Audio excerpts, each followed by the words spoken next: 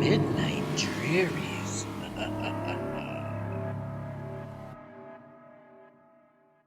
The rain fell relentlessly on the decaying town of Blackwood.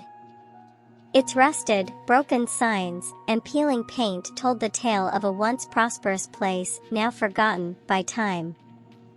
Among the few remaining residents was young Matty, a quiet girl with a penchant for solitude and a peculiar fascination with the deceased. Matty, short for Matilda, lived in a ramshackle house on the outskirts of Blackwood, a place long rumored to be cursed. It was said that the ghosts of the town's troubled past still roamed its streets at night, seeking retribution for the sins of the living. Matty, however, felt a kinship with these apparitions. She believed that the dead had stories to tell, and she wanted to listen. Matty's peculiar obsession began when she stumbled upon Whispering Willow Cemetery, the oldest graveyard in Blackwood. She was just 8 years old at the time, but the sight of the moss-covered tombstones and gnarled trees had a strange allure that drew her back again and again over the years as she grew. The townsfolk whispered about the eerie hushed voices that could be heard near the cemetery gates at night. They said it was the dead speaking to one another, exchanging secrets and stories from beyond the grave. Matty, with her inquisitive nature, yearned to hear what they had to say. One fateful evening, as the sun dipped below the horizon, Matty ventured into the cemetery. The tombstones loomed like spectral sentinels, and the shadows danced in the dimming light.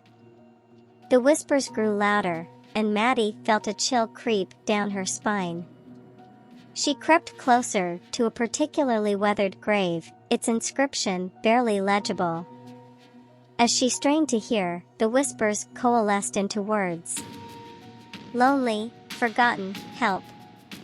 Matty's heart raced, and she realized the voices were not speaking to each other, but to her.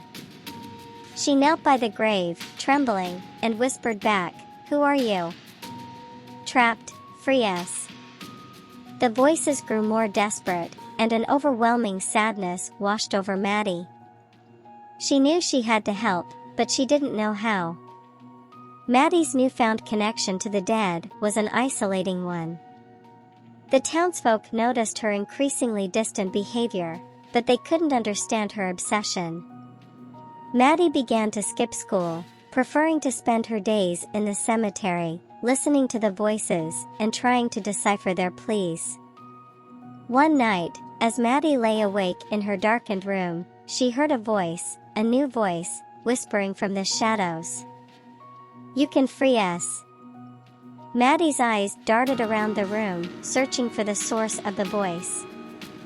It seemed to emanate from a framed photograph of a young woman on her nightstand. The woman in the photograph had a mournful expression, and her eyes held a haunting sadness. Matty had found it at the local thrift store and was hypnotized by her deathly melancholy. "Who are you?" Matty whispered, her voice quivering. "Sarah, help us find peace." Matty knew she couldn't ignore the voices any longer. She had to uncover the secrets of Whispering Willow Cemetery and help Sarah and the others find the peace they so desperately sought. Matty's quest led her to the town's archives, where she uncovered long-forgotten records and stories about the cemetery's history. She learned that Sarah had been a young woman who had died tragically, her death shrouded in mystery. The townsfolk had blamed her for a series of misfortunes that had befallen Blackwood, and her body had been interred in Whispering Willow Cemetery, cursed to wander forever in torment. Matty's research led her to a cryptic old journal, hidden away in the town's forgotten library annex. The journal, written by an enigmatic figure known as the Watcher of the Dead, contained cryptic references to rituals and incantations that could free the trapped souls in the cemetery. Determined to uncover the truth, Matty followed the instructions from the journal and ventured once more into the graveyard. Armed with a bundle of wildflowers, she approached Sarah's grave, the whispers of the dead echoing in her ears. "Free us, end our suffering." With trembling hands, Matty recited the incantation from the journal and placed the flowers on Sarah's grave. Suddenly, the ground beneath her quivered, and the tombstones surrounding her shook. Matty's heart pounded as she watched in amazement as ethereal figures began to rise from the graves, their mournful expressions slowly transforming into ones of relief and gratitude. Sarah, the young woman from the photograph, stepped forward, her eyes filled with tears of joy.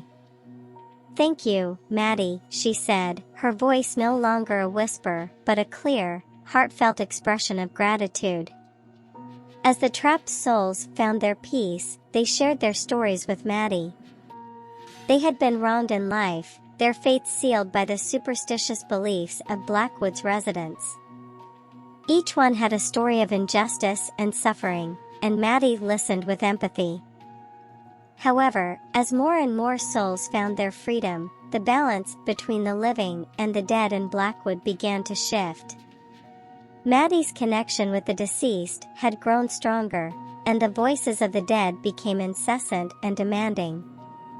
They wanted more than just freedom, they wanted vengeance.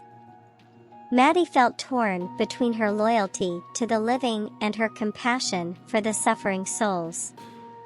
She struggled to maintain her sanity as the voices grew louder, drowning out all other thoughts night after night. Sleep became impossible, and her health deteriorated. The spirits had begun tormenting the townsfolk, and not just the ones who had wronged them in life.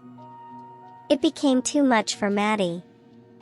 One night, as she stood in the cemetery, surrounded by the restless spirits, she realized that there was only one way to end their torment.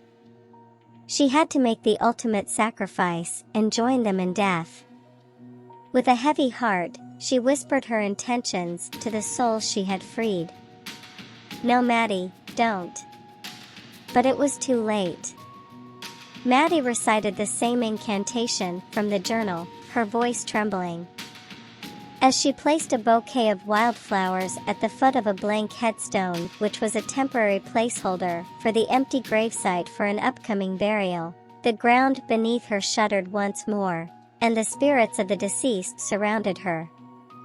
Matty's vision blurred as she felt herself being lifted from the ground, her essence merging with the countless souls that had found their freedom through her selfless act. As she faded into the realm of the dead, she heard Sarah's voice one last time. "Thank you, Matty, for giving us peace." Blackwood was never the same after that night. The cursed town began to heal as the restless spirits finally found the peace they had sought for centuries.